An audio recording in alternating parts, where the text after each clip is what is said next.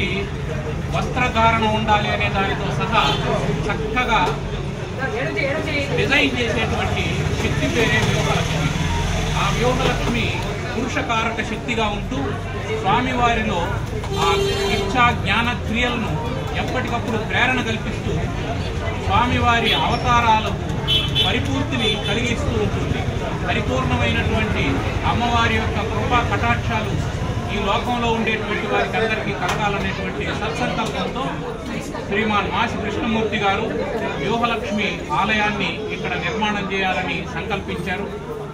ఆ సంకల్పాన్ని కోసం ఆయన అహర్నిశలు తదేకమైనటువంటి దీక్షతో దాదాపు 14 నెలల పాటు ఆయన దీక్షా వస్త్రాలు ధరించి చక్కగా మంత్రజపం చేస్తూ దీక్షతో ఉండి ఈ కార్యక్రమాన్ని పూర్తి చేసేటువంటి ప్రయత్నం చేశారు. నిర్మాణం కూడా ఆగమశాస్త్ర ప్రకారం, వైఖానస ఆగమశాస్త్ర ప్రకారం నిర్మాణం జరిగింది. ఈ అమ్మవారి ప్రతిష్టాపన చేసేటువంటి దాంట్లో ప్రత్యేకత ఏమిటంటే, మనకు తిరుచానూరులో అమ్మవారు మనకు తెలుసు, అమ్మవారు పద్మంలో నుంచి పుట్టారని, సరోవరంలో నుంచి పుట్టారని, ఆ విషయాన్ని స్ఫురింపజేసే విధంగా ఇక్కడ కూడా గర్భాలయంలో ఒక కృత్రిమ సరోవరాన్ని నిర్మాణం చేసి అందులో చుట్టూ పద్మాలు ఉండేటట్టు ఏర్పాటు చేసి మధ్యలో ఉన్నటువంటి పద్మంలో అమ్మవారు కొలువై ఉండేటట్టు ఏర్పాటు చేశారు. అంతేకాకుండా ఇక్కడ నుంచి మనం అమ్మవారిని దర్శించడం కోసం కొంచెం ముందుకెళ్ళి చూసామంటే అక్కడ అమ్మవారి యొక్క శిఖరం కనిపిస్తుంది. ఆ శిఖరానికి అమ్మవారి యొక్క తిలకం కనిపిస్తుంది. అమ్మవారి కోసం ఏర్పాటు చేసినటువంటి పంచ దీప విశేషం కూడా మనం అక్కడి నుంచి చూడవచ్చు. అటువంటి విశేషమైనటువంటి ఆగమ సూత్రాలను అనుసరించి నిర్మాణం చేసినటువంటి ఈ దేవాలయం ఆశ్రితులైనటువంటి భక్తులకు కల్పతరువుగా మారనుంది. రాబోయేటువంటి కాలంలో ఇది మరింత అభివృద్ధిని సాధిస్తుంది. ఎవరైతే తమ ప్రారంభించినటువంటి పనులకు ఆటంకం కలుగుతుందని అనుకుంటున్నారో అది ధన రూపమైనటువంటి ఆటంకం కావచ్చు, ఇతరుల శత్రు సముదాయం చేత కలిగేటువంటి ఆటంకం కావచ్చు, అటువంటి వాళ్లను సంరక్షించేటువంటి వ్యూహలక్ష్మి ఆమె ప్రత్యేకమైనటువంటి వ్యూహంతో తన భక్తుల్ని రక్షిస్తూ ఉంటుంది.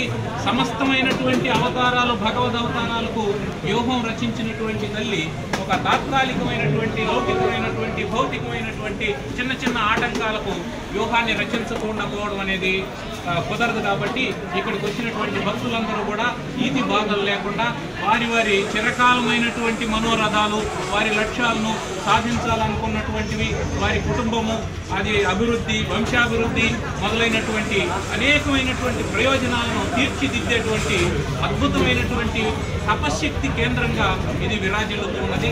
అటువంటి ఈ గుడిని సంకల్పించి శ్రీమాన్ మాసి కృష్ణమూర్తి గారు, కత్తి మమత గారు, ఆ దంపతులు, వారి పిల్లలు, వారి కుటుంబం, వారి అన్నదమ్ములు, బంధువర్గం అంతా కూడా, అక్కచెల్లెళ్ళు, వాళ్ళందరూ కలిసి దీనికి దృఢమైనటువంటి సంకల్పంతో పునాదుల దగ్గర నుంచి ఈరోజు కుంభాభిషేకం వరకు వారు దీక్షా వస్త్రాలు ధరించి దీన్ని ఎంతో దీక్షతో చక్కగా ఏర్పాటు చేశారు.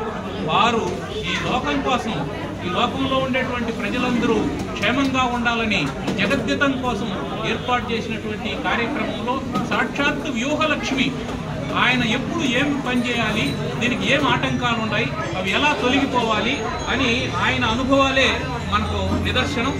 చక్కగా ఆయన మొదలుపెట్టినప్పుడు ఉండేటువంటి ఆటంకాలు ఏవేవి ఉన్నాయో అవి ఆయన సంకల్పం చేసినప్పటి నుంచి ఒక్కొక్కటే తొలగిపోవడం, అద్భుతమైనటువంటి విధానంతో ఈ దేవాలయం రూపొందించడం, అదంతా కూడా మహిమాన్వితమైనటువంటి వ్యూహలక్ష్మి యొక్క శక్తికి తార్కాణగా మనకి ఇక్కడ నిలుస్తూ ఉన్నది. అటువంటి మహిమాన్వితమైనటువంటి అమ్మవారి ఆలయాన్ని ఇక్కడ ఏర్పాటు చేసి తిరుపతి ప్రజలకే కాకుండా చుట్టుపక్కల ఉన్నటువంటి ప్రజలందరికీ కూడా ఎంతో ఆధ్యాత్మిక సేవ చేస్తూ ఉన్నటువంటి మమతా కృష్ణ ఫౌండేషన్ వ్యవస్థాపకులైనటువంటి శ్రీమాన్ కృష్ణమూర్తి, కత్తి మమత దంపతులకు, వారి కుటుంబ సభ్యులందరికీ కూడా ఇతోధికమైనటువంటి సేవా భాగ్యం లభించాలని, వారందరికీ మనం అందరం చేదోడు వాదోడుగా ఉండాలని తెలియజేస్తూ, ముఖ్యంగా మమతా కృష్ణ ఫౌండేషన్ యొక్క మోటో ఏమిటంటే చేసిన ధర్మమే చెడని పదార్థం. మనం ఏ ధర్మాన్ని చేస్తామో అదొక్కటే చెడకుండా ఉంటుంది. మిగతా మనం ఏమి చేసినా అవన్నీ కాలగర్భంలో కలిసిపోయేటువంటివే. కాబట్టి ధర్మాన్ని ఆచరించాలి.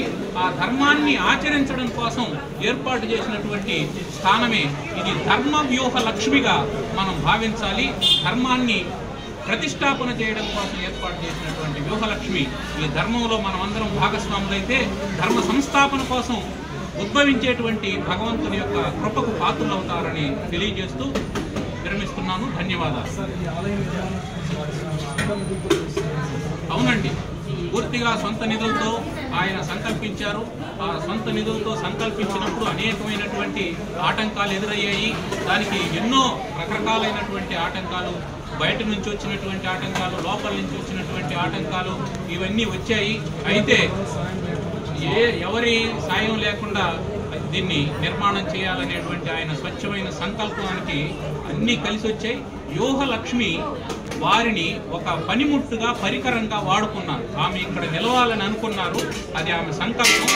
ఆమె శ్రీవారి వక్షస్థలంలో నుంచి తానుగా వచ్చి ఇక్కడ నిలవాలనేటువంటి ఉద్దేశంతో ఈ ప్రదేశాన్ని ఎన్నుకున్నారు. ఈ ప్రదేశాన్ని ఎన్నుకున్న తర్వాత ఈ ప్రదేశానికి అనుగుణంగా దీన్ని కార్యక్రమాన్ని నిర్విఘ్నంగా ఏ విధమైనటువంటి లోభాలకు, వ్యామోహాలకు లోను కాకుండా దీన్ని నిర్వర్తించగలిగినటువంటి వ్యక్తి ఎవరున్నారా అనేటువంటి ఆమె ఎన్నుకున్నారు. ఆ విధమైనటువంటి అమ్మవారి ఎంపిక కాబట్టి ఇది చాలా శీఘ్రంగా, ఇంచుమించు సంవత్సరం లోపు కాలంలోనే మొత్తం ఇది పూర్తి కావడం జరిగింది.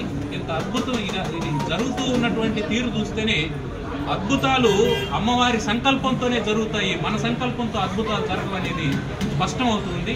అంత చక్కగా ఈ ఆలయ నిర్మాణం జరిగింది. ధన్యవాదాలు సార్.